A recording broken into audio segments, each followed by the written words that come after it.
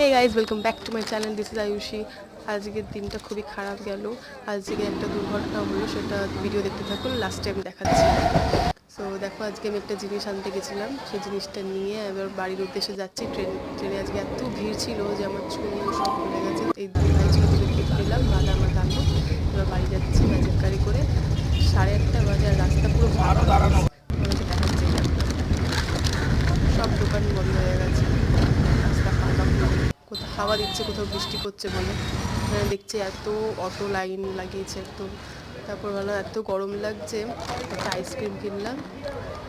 Ice cream কিনে খেতে খেতে বাড়ি যাবো। তো আজকের দিনটা খুবই খারাপ গেল, কারণ কেন বলছি সেটা তোমরা বুঝতে পারবে। স্কিপ করবে না, ভিডিওটা লাস্ট পর্যন্ত দেখো।